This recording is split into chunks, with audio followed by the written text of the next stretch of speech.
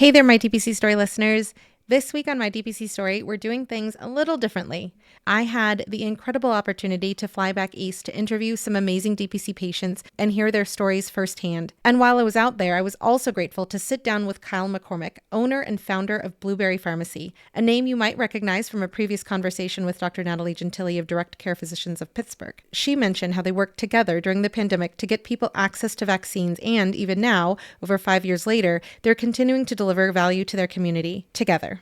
This episode is a bit different from our usual physician interviews, but it's just as important. I want you to hear the conversation with Kyle because he's built his pharmacy around the exact same principles that we have in direct primary care, caring directly for patients and making healthcare truly accessible. Many thanks to Kyle for the conversation and to the students who got an unexpected but invaluable deep dive into what it means to say, I don't take insurance. I care directly for my patients. Now, on to the interview.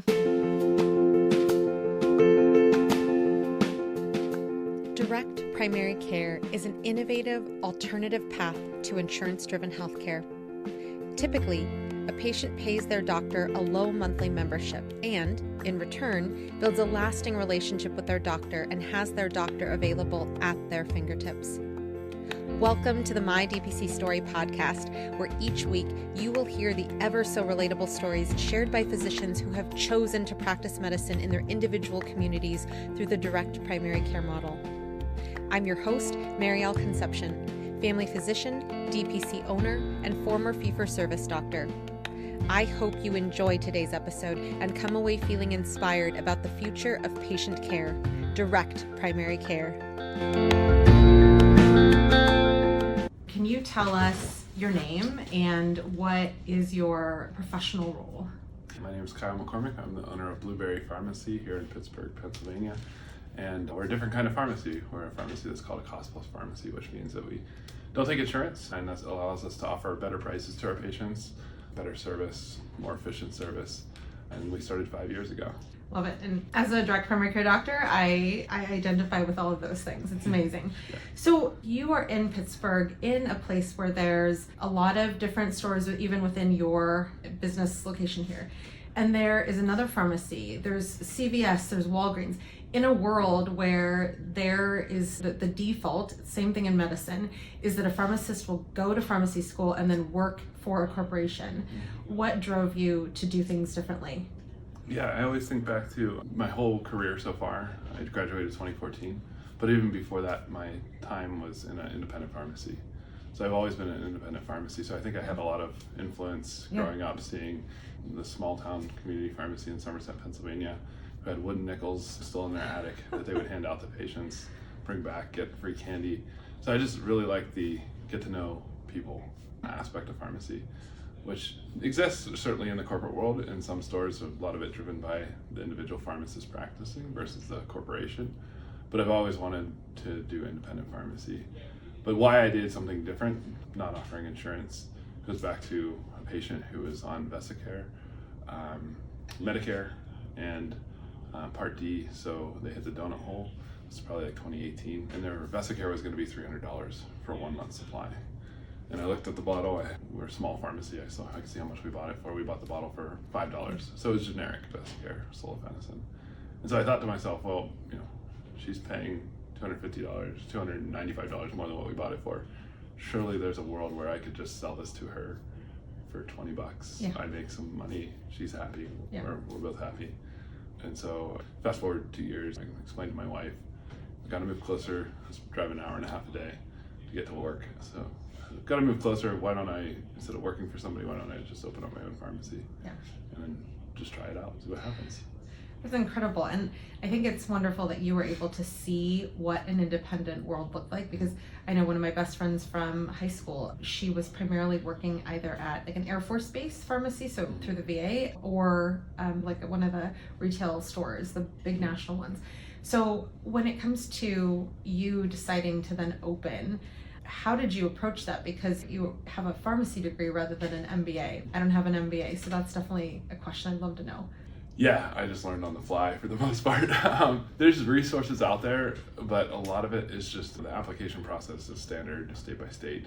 I've always been drawn to business, and so I've always listened to business podcasts, and so I feel like I knew something about business prior to, but I didn't know anything about the paperwork associated with running a business.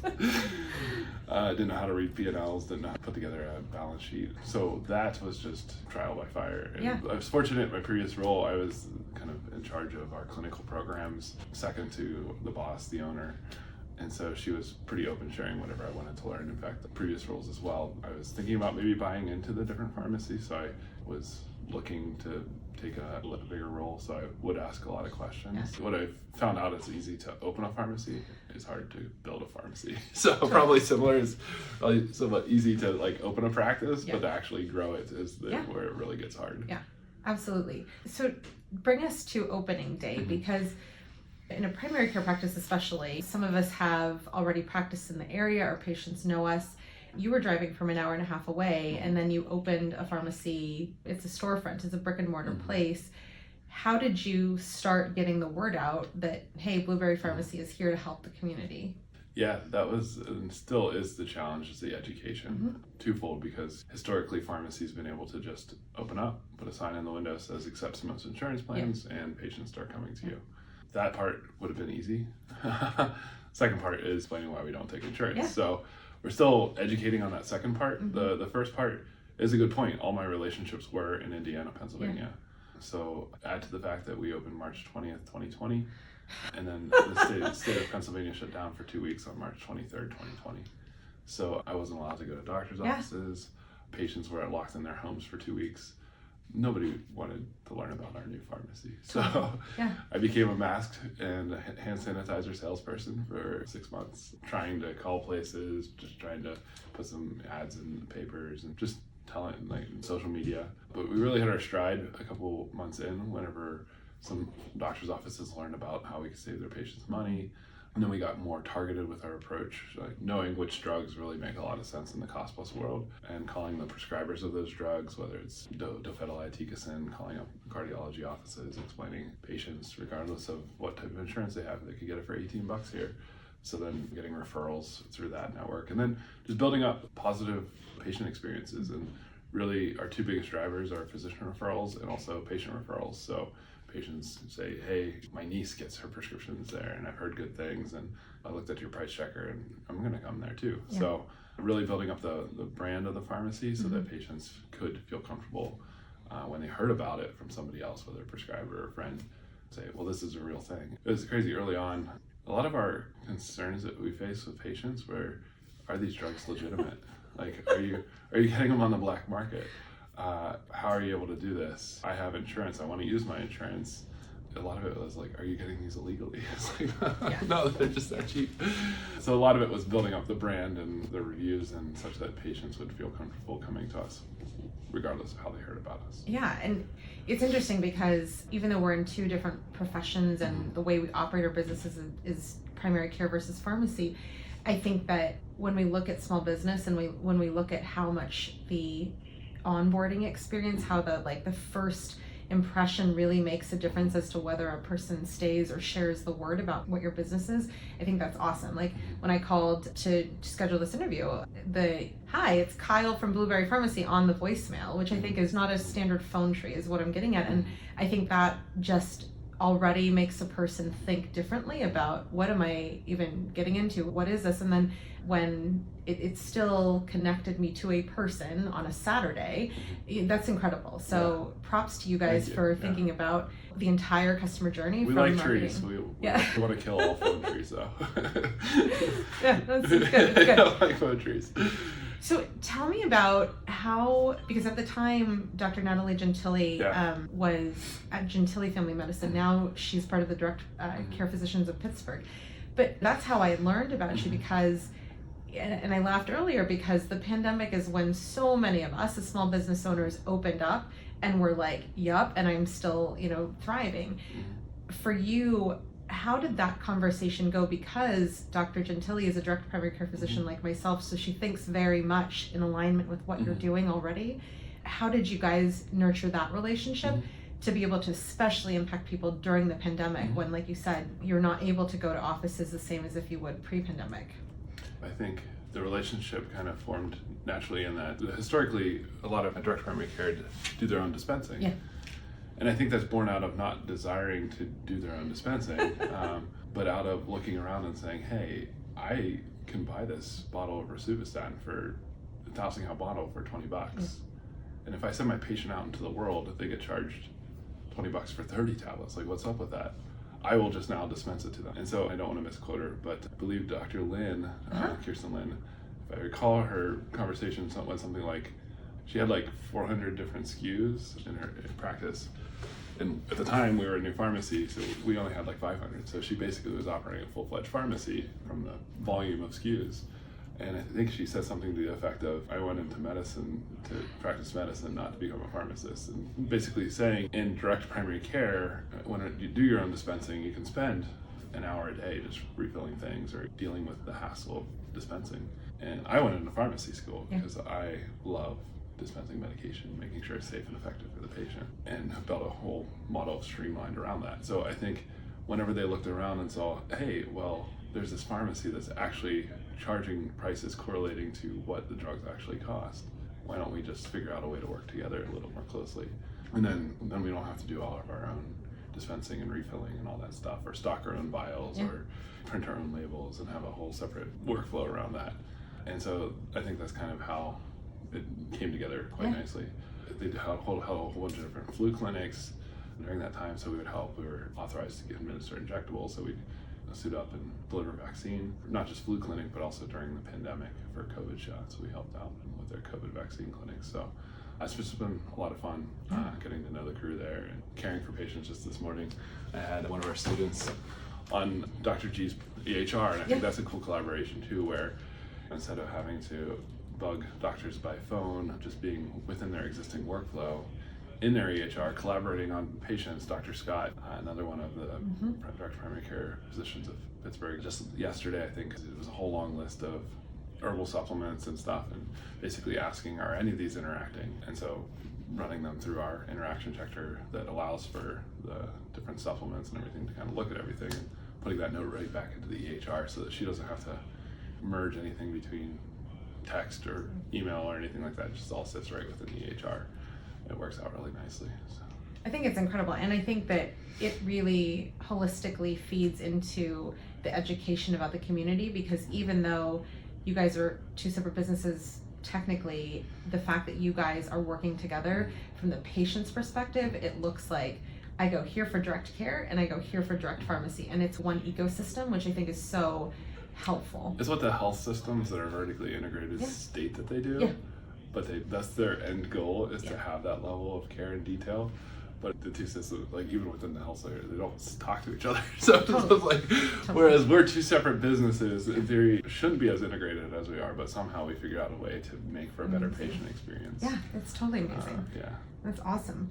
So other than, like, are these drugs off the black market, what questions do you get about healthcare where you have unexpectedly been an advocate for people in their healthcare insurance, but also their pharmacy benefits?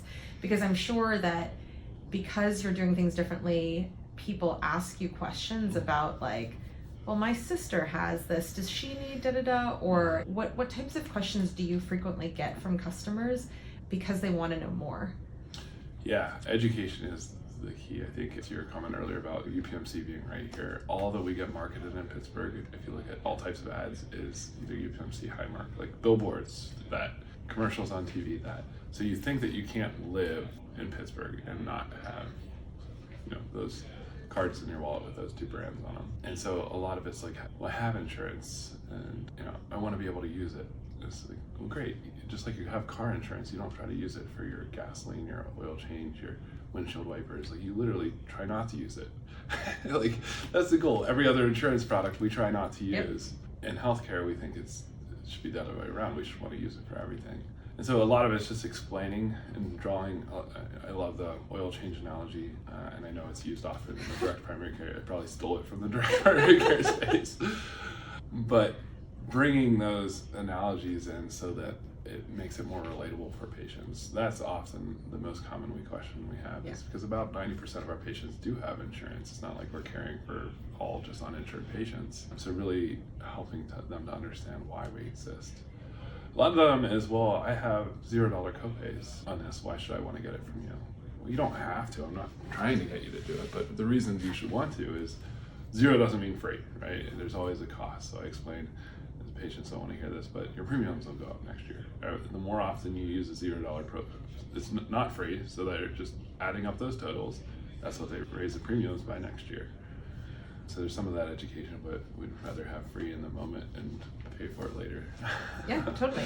Than pay for it now. But then there's also the service component. So your comment about phone trees and stuff. If you want your $0 copays, you're going to have to go to the pharmacies that offer them. And those pharmacies like CVS have eliminated talking to a person. Unless you go on the doctor line and pretend to be a doctor, you can't talk to a human. You get put through to voicemail and then you leave your message, and within some amount of time later, you'll get a call back.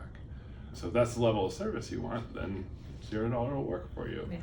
But advocating for the higher level of service, and I had a patient today that I was sharing, what's the cheapest way to get food? And it's like, well, eat at home all the time. Like, do you eat at home all the time? No. Well, you go out to the restaurant sometimes because we want that added level of service or better quality food. Or similarly in healthcare, if you want better quality, often that means potentially higher cost. Yeah. Not always. Majority of our patients, 80% of drugs we get sent here, because it's actually cheaper through our model, but there's patients that actually value the level of service that they get such that they don't really care about the costs. They just want that level of service. Yeah. And think about the avatar that we really cater to in the direct care movement. Mm-hmm. And I think that those people do think about what is the overall cost, including if I continue to do this, does my premium increase next year for whatever it is? And we saw that with Medicare last year, like now it's $170+ a month, and people are like, with a $5 billion prepay from the federal government. Yeah. Totally crazy. And I think also one of the things that I love about your pharmacy is that you exist, like whatever we see happen with Medicare Advantage historically is privatization of Medicare. Mm-hmm. And so when we have people who are even more affected, one of the most frustrating and saddening things we see in primary care is you don't get care because you're afraid to go bankrupt to access the care that you need to be preventative so it doesn't get bad later on down the line. In addition to like the Vesicare, have you had a patient story that really sticks out where a person literally could have gone down a completely different pathway had they not had access to you? Yeah. Well, one of my favorite patient stories, one of my favorite couples, was one that got referred to us early on because of the cost for her husband's nebulizers. And silly me for not thinking, why is this an issue for the patient? Because I'll get to that story later. But so we were able to get his doing nebulizers down from through the marketplace, $100+ a month, down to $20-some for the nebulizers. And then we did that for all of his generics and all of her generics. Fast forward a month, and she's like, well, what can you do for my insulin? Because it's $100 a month for the insurance, and I just don't have that. So we looked at what she was using, called the insurance company, three-way call, figured out the different tiers, found out that Basaglar would just be $50 a month, but then there would be a coupon, called Giant Eagle, got the coupon applied, called the doctor's office, got them to switch it, because we don't stock brand name products. So we did all that, got the Basaglar down to, I guess that one was $5. No, that one was free. So then fast forward, nurse calls 3 months later, said A1C is still not where we want it. Want to add a GLP-1. Which one should we use? And I thought, this is what I went to pharmacy school for. You know, physician, prescriber, coming to me with a diagnosis, asking my opinion on what drug to choose. Like, this is awesome. So, did the same thing, called insurance, looked at the different coupons out there, and found out that her Ozempic would just be $5 for a 75-day supply. Got them to call that in, got that applied. A couple months later, she came in, she comes in all the time. I said, I'm down 10 pounds. My A1C is headed in the right direction. It was still 8 or something like that, but headed good. So then, fast forward a month, and the husband's like, well, you help my wife out a lot. What about my Brio? It's like, I didn't even know you were on Brio. Why did you? Because we get a full list whenever the patient reported. But in the back of my head, I was like, I should ask why you're using your Duodam so much. Like, lesson. He didn't tell us about the Brio because he wasn't taking it because it was too expensive. So did a kind of analysis why he was on it. It was for COPD. Turns out he probably should be on triple therapy anyhow. Called the doctor, called the pulmonologist, got it switched to Trelegy. Called Giant Eagle, made sure they applied the coupon correctly. turned out he called me 2 days later after he picked it up and said, Kyle, I can breathe again, because he's now using a maintenance inhaler for his COPD. So that's probably my favorite couple story of just helping them not only lower the cost of their care, but actually moving metrics on clinical outcomes. And the whole care collaboration was a really cool aspect of it too. So yeah. And I think the one interesting thing is a lot of pushback we get from maybe peers within the pharmacy world is, well, you're creating, or even, healthcare as a large, is we're creating, maybe we're fragmenting care a little bit because we're involving more than one pharmacy. I push back and from the perspective of, well, we're a generalist whenever it comes to pharmacy. No pharmacy can carry 100% of drugs. There's just too much of a cost difference. Like nowhere else in the world will the same company sell a penny product and a multi-million-dollar product, which is what exists in the pharmacy industry. So that's not possible. So we have to use more than one pharmacy. But the real difference between what we're doing versus elsewhere would be that we operate from the base assumption that we don't fill everybody's prescriptions. And therefore, we better make sure we know what the patient's on. So the story I shared with you, we missed one key drug, which was the Brio that he was supposed to be on, but he wasn't using. But we still get a full medication list prior to filling every prescription, just to make sure that we understand what they're taking, checking for interactions. It's crazy, but some of the chains don't actually allow for you to check for drug interactions on outside meds. So like you have to free text that in. The big chains, I won't mention them. And so just think, if that system, if somebody is filling something somewhere else, not only are they likely not asking for those types of questions, but even if they did ask the question, they have no way to put that within their workflow to make sure therapy is safe and effective for patients. Yeah, absolutely. And if they're even allowed to, because I've heard from more pharmacists, knowledge is more dangerous. Yeah. I mean, even when a person goes to a typical nationwide retail pharmacy, I mean, that the tragedy of the son who needed I think albuterol. It was some basic, Advair, and it was $500, and the kid didn't pick it up because they're not going to pay that, and then had an asthma attack and died. And it's like that type of stuff. It's like most people know about, for example, GoodRx. And if you're going to even go to a pharmacy where you don't have an option of having a mom and pop, quote unquote, independent pharmacy, and that's your only way to access cash pricing, I think it is so sad when we talk about corporate medicine. We usually say, like, it's usually not the doctor's problem, it's the system. But when you have an individual who knows that, like, for example, I sent a patient who needed a steroid to go along with their new start treatment for multiple myeloma. And instead of saying, we actually have the Decadron in these doses, the one that I had ordered was not available. And this couple had to drive 30 minutes one way to get to the pharmacy, to be told we don't carry that. And then I had to call to say, do you have it in a different dose? Sure enough, we do. But I think that just, we're not allowed to use our brains. Yeah. And I think the system doesn't allow us to use our brains. Yeah. And I think that the fact that you're operating from an advocacy perspective, and I totally hear you, like the Braille, like lesson learned, that's definitely, always going to be in your workflow now. But the idea that you have the ability to ask, the time to ask, and then the time to change your workflows based on what you find or your team finds, I think that, like, in direct primary care, the patients love the relationship that they have with their doctor. It's the same thing that you're doing with your patients, because they know, oh, I go get my medicine from Kyle at Blueberry because I know him. He's not whoever is the locums, like, coming in today to run the register. And I really also love that as a pharmacist that you get to use your training in clinical pharmacy and not just like, I know how to work the cash register. Yeah. That's amazing. That's amazing. Yeah, and to a lot of our conversations around insurance, so I'll just share that most other systems aren't allowed to use their brain or don't have time to use it because of that model. The only reason we're able to have time to spend with patients is because we do charge for that time, right? It's small amounts, but a lot of pharmacies, they make pennies per prescription. Yeah. And it takes a lot of prescriptions to pay the salary of everybody working in the pharmacy. So they literally don't have time to think, what other Decadron do I have on my shelf? Yeah. Which is just like crazy. Yeah. Not only like to think about, oh, I do have other Decadron, but the fact that it would take 20 minutes to make that call to physician to make that change versus just telling the patient, I don't have it, sorry. We just default to the system, I don't have it, sorry. Yeah, totally. Yeah. Totally. So clearly you have students coming in to see what's going on here. What are really high level things that you tell everybody who is a student in pharmacy, especially coming in, or if there's a DPC physician or soon to be DPC physician who is wanting to know how you're integrating with the direct care physicians of Pittsburgh? Yeah, the students, we have like topic discussions and we kind of just like throw them in. So we throw them into workflow because I feel like the best way to learn is just to get thrown in with safeguards, obviously.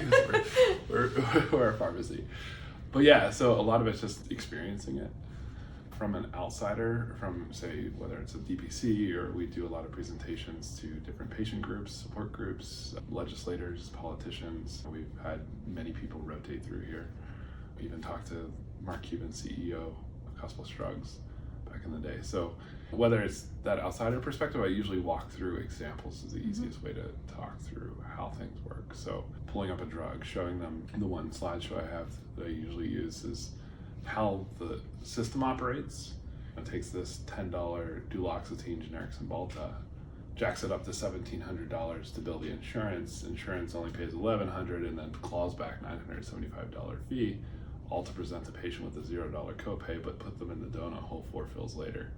It's very complicated, but that's literally what happened with this one example. So seeing how complex that is, how many people make money off of it, and the hoops the patient has to jump through in that model versus just showing the patient a $20 copay, right?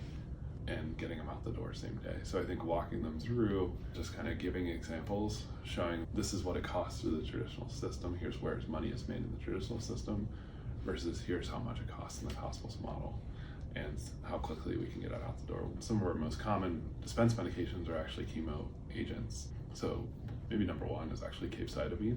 The practices that write for it are used to sending it off, waiting a week for troubleshooting to happen with a specialty pharmacy, denials, high copays, etc. Comes back to us and they're like, well, you know, we finally got the auth approved and it was gonna be a $900 copay and we know that you just charge $50. It's like, wow. So we get out the door the same day, patient comes pick it up. When we ship it to him, usually gets there next day. So within 24 hours of us receiving this prescription, it's already in the patient's hand. So I think that's eye-opening for them to just realize how, now we haven't quite convinced them to just send to everybody. It's like, forget all that complexity, forget making especially pharmacies millions of dollars off that complexity to send everybody here. I understand, but we're working our way towards convincing people that even if you get it approved, it's unlikely to be less than $50. Even if it is less than $50, was all that hassle worth $50? So those are some of the remaining hurdles that we come up against, but showing those examples in real time, where it's like patients who've gone through chemo or are about to go through chemo, scariest period of their life, and you're showing that like they've just bought a week with an insurance company, the amount of relief that you can hear on the phone of like, are you kidding me? We did all this the past week, delayed care, all of that over sometimes it's less, sometimes it's like $32. Yes, that's exactly what the system did for the last week, was mess up your life for $30. And so when you share examples like that, especially like legislators, and they start to really understand it. Yeah, and I'm sure you've heard tears on the phone of relief also, because I can just... I've heard swear words, yeah. Relief, but tears too. At the opposite of Blueberry Pharmacy. Yeah.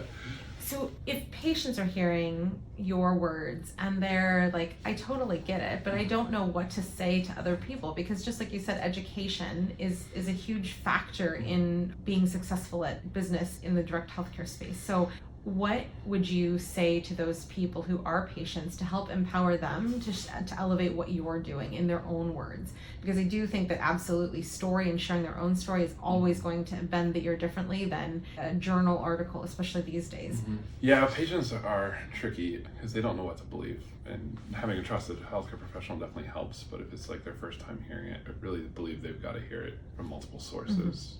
Unless cost is significant enough of savings, it's like, well, that's a no-brainer, I'll try it. I think too, like my own family, my sister, who took 3.5 years of me being in business to finally understand, like start filling here. So it just takes convincing. It takes people having enough of the existing system to just be like, you know what, you know, I'm done with that model. And it takes patients, maybe it didn't make sense, but then they get prescribed something that is huge difference, and they're like, oh, I see why you exist now. That's what we're trying to tell you. So for patients, it's a lot around having those aha moments and just hearing it multiple times. For direct primary care, they tend to already come from, if they're interested, they come from the model, or from the I get it already. So it's not so much, too much. Outside of that world, legislators, general public, it's just, showing the egregious overspend is usually the most successful. So like our favorite example is Medicare data is public, so we can just comb through that and find examples. One of the ones I posted about recently would be abiraterone, Zytiga. 2022, they spent over $830 million on abiraterone throughout serving X number of patients. Those same number of fills would have only cost $15 million here. So on one drug, the US government could have saved almost $1 billion just shipping them all here.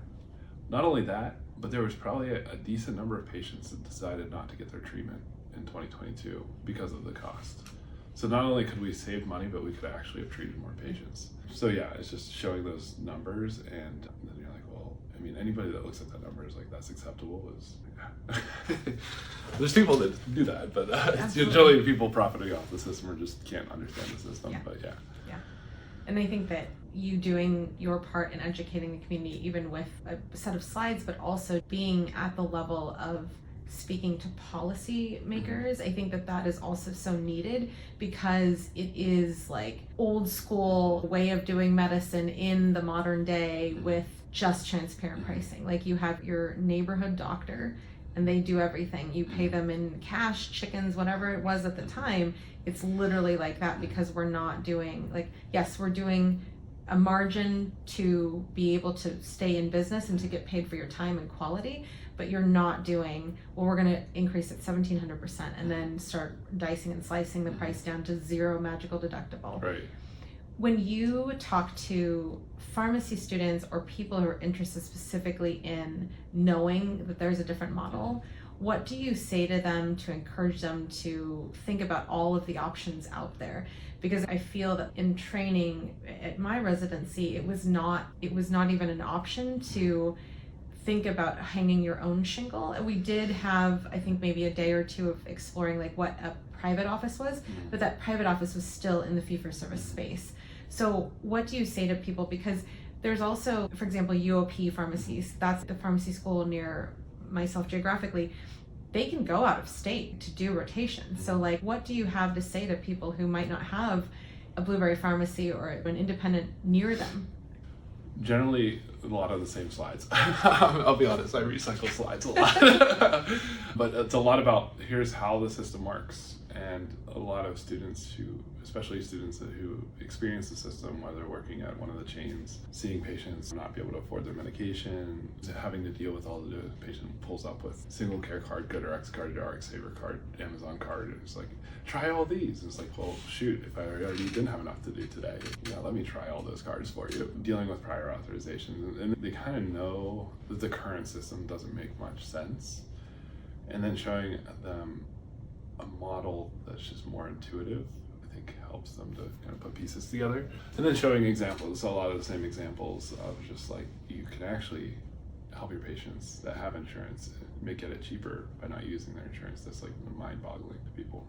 And then being a rotation site so that students can actually live it out, experience it, challenge whatever preconceived notions they might have about the model. I think it's super important. But yeah, I think also just it's a lot of education. So I think being active in the schools of pharmacy is important. It's a lot of work, but it's important to state organizations, things like that. Because unfortunately, I'm sure this happens a lot in the primary care space as well, there's really not people in those institutions practicing. Mm-hmm. And so they're teaching a lot from books or lived experience from 20 years ago, which was valid 20 years ago whenever they lived it. So it's not real life examples. And so I think that as much exposure to what's actually happening and what are some solutions to those is important. So yeah, I try not to focus too much on the negative system and more offer up, here's how we could just make it better. I was at a CE this past weekend, and it was to students and a friend giving it. So and he didn't get to talk to the end because he's operating his own cost plus model. And so the three people that presented before him were talking about all the different things that pharmacies are struggling with, all the different closures of pharmacies. Here's how they may lose $100 every time they fill an Ozempic. Here's all the negative things. Here's how much you, as students, cost our pharmacy. It's like, I went up to him and I was like, Brandon, it's a good presentation, but 90% of it was so depressing. Like what? Like that's not going to get students to want to go into community. Like you need to flip that 10% on like the negative, 90% on here's how much it could be better. So I think a lot of it could be on being better. Amazing. Real quick though, on your paying for things and chicken eggs and whatnot, and the doctors of the past. This is a doctor in Pittsburgh. He doesn't do direct primary care, but it's probably similar. You might have heard about his model. It's eye health clinic. But I was once explaining to my mother-in-law, because he was one of our probably earliest prescribers who kind of learned about the model, because we practiced both in Indiana and Pennsylvania. I didn't realize he was coming off to Pittsburgh to open up his own insurance-free primary care practice. He didn't realize I was coming to Pittsburgh to open up my insurance-free pharmacy practice. So when we get here, April of 2020, he's already been in practice for a couple months, and he sees the newspaper article, and he's like, hey, we should talk. And I was like, okay. Well, his model is $40 and then $10 for each additional problem. And so I explained to my mother-in-law how this works. She's like, an insurance-free pharmacy, like, what's up with that? And I said, well, take this primary care example, right? Walk in, you see a doctor, it's the actual doctor, you pay him $40, $10 for each additional problem, doesn't even have a secretary or like anybody, and you can treat everything pretty much, and you walk out, treat it. And she's like, that sounds a lot like what it used to be in the 70s. She's like, I remember being taken to the doctor, and I think we paid $5, and we just see the doctor and generally not have to wait very long, and we just get out real quick, be treated. And wouldn't you know, I went to inflation calculator, and $5 back in the 50 years ago equals $40 today. And so it's like, literally, it's the same thing. We just went through a 50-year period of insurance dominating everything, only to discover what we were doing was a lot better and cheaper. So I just thought that was interesting that like the math worked exactly to the inflation calculation of, yeah, we just need to go back to how primary care was practiced. A community primary care physician who doesn't have to see an inordinate number of patients, who charges fair prices, or somewhere in pharmacy where you can actually exist without taking insurance and the prices are actually fairly affordable. Yeah, it's amazing. Well, I appreciate you sitting down and chatting, because I think that absolutely education needs to happen, and this is a way that we're educating people to share examples of your patients and how they've been affected, and how you as a pharmacist, not a cashier, is able to deliver quality pharmacy care to your community. So I appreciate all you're doing. you give people voices, so I appreciate that, and be able to spread them worldwide. So that's awesome. Thank you for listening to another episode of My DPC Story. If you enjoyed it, please leave a 5-star review on your favorite podcast platform. It helps others find the show. Have a question about direct primary care? Leave me a voicemail. You might hear it answered in a future episode. Follow us on socials at the handle @MyDPCStory, and join DPC Didactics, our monthly deep dive into your questions and challenges. Links are at mydpcstory.com. For exclusive content you won't hear anywhere else, join our Patreon. Find the link in the show notes or search for My DPC Story on patreon.com. For DPC News on the daily, check out dpcnews.com. Until next week, this is Maryal Concepcion.